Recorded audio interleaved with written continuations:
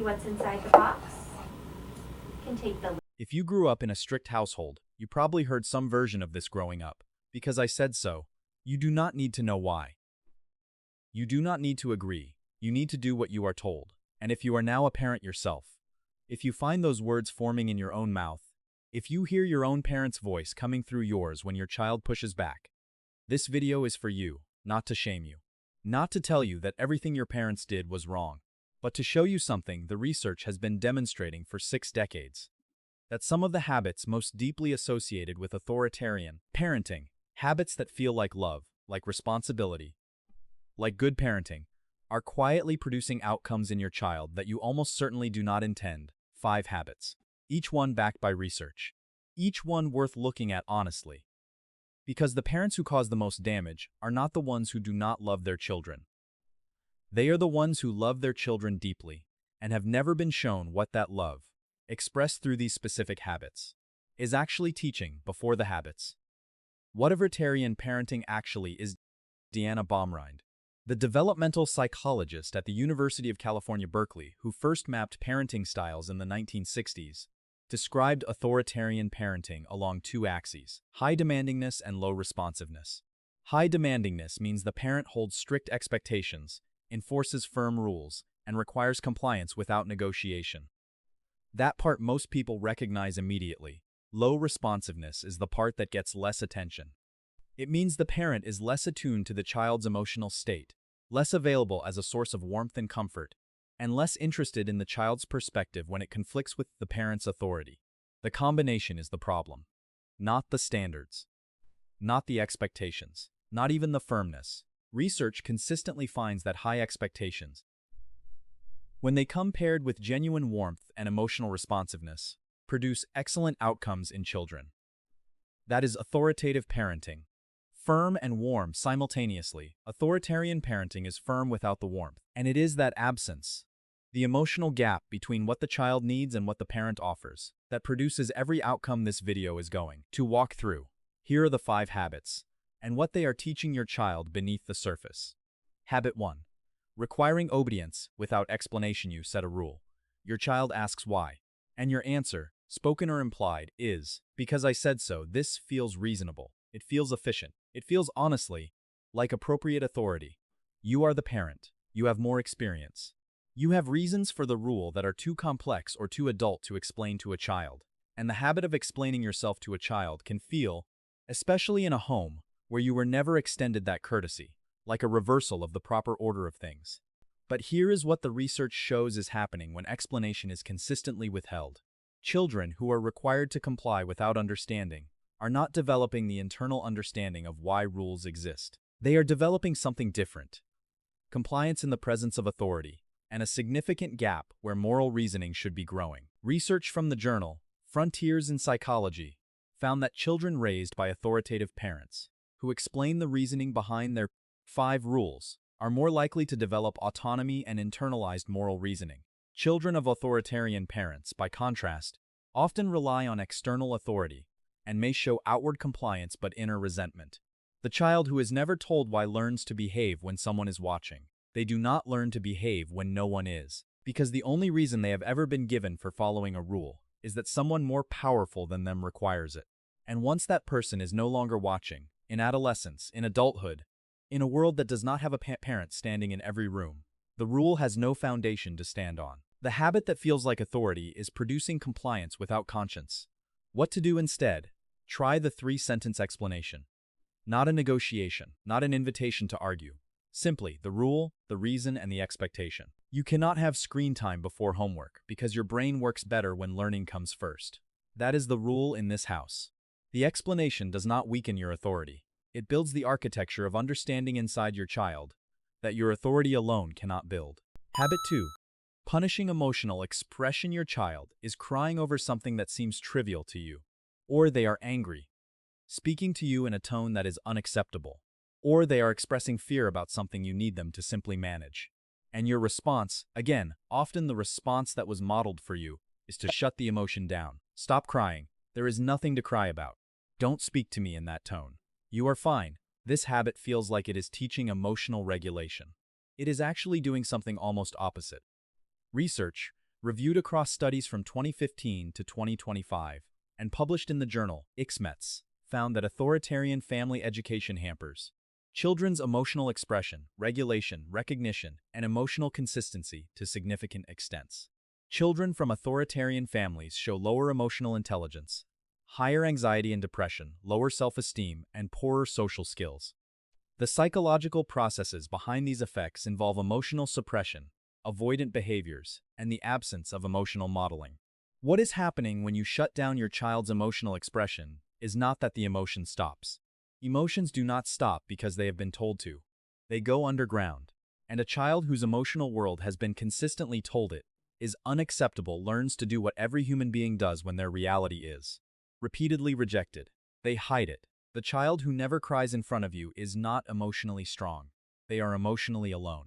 They have learned that their emotional world is not welcome in the relationship with you, and so they carry it privately, without the tools to manage it, because those tools are built through the experience of having your emotions witnessed, named, and guided by a regulated adult. The adult this child becomes often cannot identify what they are feeling with any precision. They describe themselves as fine when they are not fine. They struggle in relationships where a partner wants genuine emotional access. They have spent so many years learning that feelings are a problem to be managed or suppressed, that they have lost fluency in their own interior world. What to do instead? You do not have to accept the behavior that comes with the emotion. The tone is unacceptable. The behavior needs to stop. But the feeling beneath it is real and deserves acknowledgement before correction. I can see you are really frustrated. The tone needs to change. Those two sentences, in that order, do something the second sentence alone can never do. They tell the child that their interior world is real to you. And that changes everything about what happens next. Habit 3. Using fear as a motivator in authoritarian parenting. The primary mechanism of compliance is often fear. Fear of punishment, fear of disapproval, fear of the parent's anger or disappointment. Fear of consequences that are certain, swift, and not always proportionate to the behavior that triggered them. This works. In the short term, it works extremely well. The child complies, the household runs. The behavior is controlled.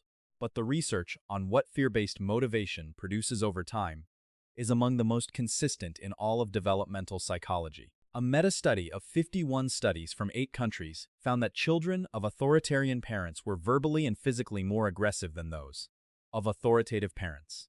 High levels of parental control were correlated with child anxiety, depression, and problem behaviors.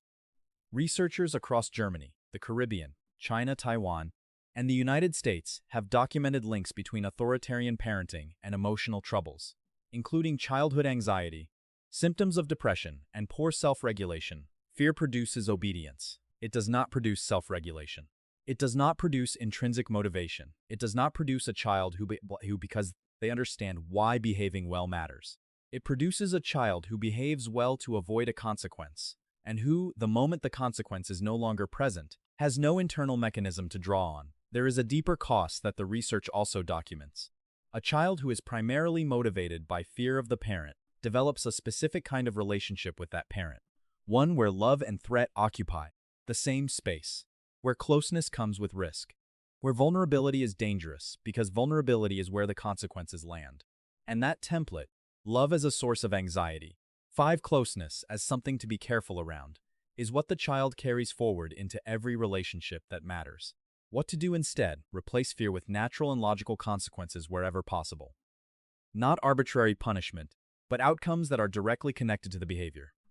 If you do not do your homework, you will not be prepared for the test. If you speak unkindly to your sibling, you lose time with both of us tonight. The consequence is real. The child understands the connection. And you are building something fear never builds. The understanding that actions have outcomes, independent of whether anyone is watching. Withdrawing warmth as a control tool. This is the most subtle habit on this list, and the one that causes the most damage. It does not announce itself as a strategy. It simply happens. When the child complies, things are warm. When the child pushes back, disappoints, or fails to meet the standard, warmth withdraws. The parent becomes cooler, more distant, more formal. Not cruel, simply less available, less warm. The message is transmitted through tone, through eye contact, through the quality of presence in the room. The child registers this immediately, and with precision, because children are exquisitely attuned to the emotional availability of their primary attachment figures. It is hardwired. It is biological. It is a survival mechanism dating back to infancy. And what the child learns from this pattern is one of the most damaging lessons a childhood can deliver. Love is conditional on performance. Research on contingent self-worth, the development of self-esteem that is dependent on external approval and performance, consistently finds its roots in early experiences where parental warmth was withdrawn in response to failure or non-compliance. Children, who grow up with love that turns on and off based on behavior, develop a specific and deeply unstable sense of self. They work constantly to perform well enough to maintain the warmth, and they carry into adulthood a quiet, relentless anxiety about whether they are enough, not because of anything they did, but because the most important relationship of their childhood taught them that being enough was always conditional. Research from Science Direct's overview of authoritarian parenting outcomes documents that children from these households show negative social adjustment, including being moody, hostile toward others, and low in self-esteem. Not because they are inherently these things. 5. Because they are exhausted from performing for approval and terrified of losing it. What to do instead? Separate the warmth from the behavior. Hold the standard and keep the warmth simultaneously. Your child can be in trouble and still feel completely certain that you love them. That certainty is not a reward for good behavior. It is the foundation from which good behavior grows. Make sure your child knows, in moments of disappointment and correction as clearly as in moments of success, that your warmth for them does not move. Habit 5. Prioritizing the perfect shield over the whole. This final habit is not a moment. It is an orientation. A lens through which the authoritarian parent sees their child. The lens is focused on outcomes, on what the child produces, grades, behavior, achievement, compliance, the image they project to the world. The child as a project. The child as a reflection of the parent. The child as a product that needs to be shaped and managed into acceptability. And inside that orientation, the parts of the child that do not fit the project. The creative impulses that disrupt order. The interests that do not align with the parent's vision. The emotions that are inconvenient. The questions that challenge the rules. The whole interior life that is not legible as achievement. Those parts get consistently, quietly squeezed out. The research on what this produces in the long term is striking. Children raised with authoritarian parenting tend to be obedient and proficient. They can perform in structured environments with clear expectations. But they score significantly lower on measures of happiness, social competence, and self-esteem. And the research on adults raised in authoritarian households finds that Spanish adults who were raised by strict authoritarian parents reported less happiness and life satisfaction decades later, the effects persisting long after the childhood was over. What is being suppressed is not just behavior, it is the developing sense of self. The child who is consistently managed toward an external ideal loses access, gradually, through accumulated small suppressions, to their own authentic preferences, instincts, and desires.